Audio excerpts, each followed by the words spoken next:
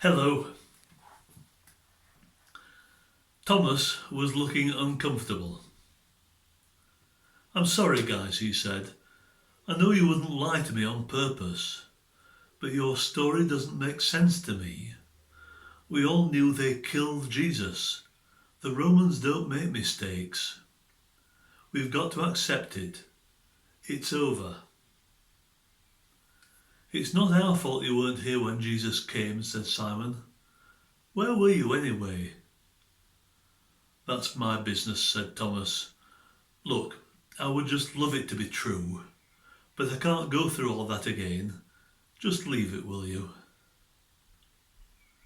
"You don't want to be remembered as someone with no faith, do you?" said Peter.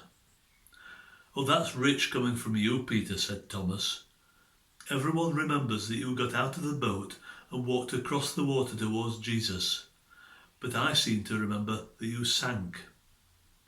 At some point in the past 3 years, every one of you has been accused of having a weak faith."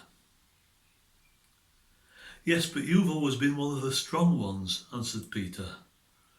"What was it you said when Jesus wanted to go to Bethany and wake up Lazarus?" "I can't remember," said Thomas. "Well, I can," said Peter. "We were all scared of going anywhere near Jerusalem. We wanted to talk Jesus out of it.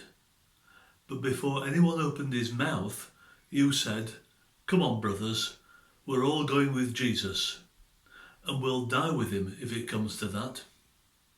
You should be called Thomas the Bold, not Thomas the Doubter. When you think about it, it all fits with everything he told us. I don't know what else I can say to convince you." "You can't," said Thomas. "All my life I've trusted what people have told me. For once I want to see it for myself. When I see the nail marks in his hands and touch his wounds, then I'll believe." "You're asking Jesus for proof?" asked Nathanael. "I'm not doubting Jesus," said Thomas. "I'm doubting you. And I'm not asking for a special sign from Jesus. I'm just asking for the same thing you lot say you've had."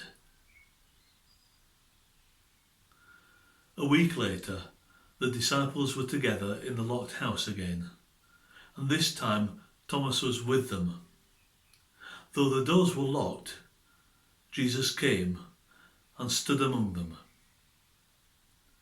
He said, "Peace be with you." And then he said to Thomas, "All right, Thomas, here I am. See my hands and put your fingers there. Reach out and touch my wounds. Test the evidence and believe." But Thomas didn't need to touch Jesus. When he saw the face of Jesus in front of him, he knew that it was all true. Jesus really had beaten death. Jesus was stronger than death. Death had no power over Jesus. "My Lord and my God," said Thomas. Then Jesus told him, "So you believe because you've seen it with your own eyes. What blessings are in store for those who believe without seeing." Bye bye for now.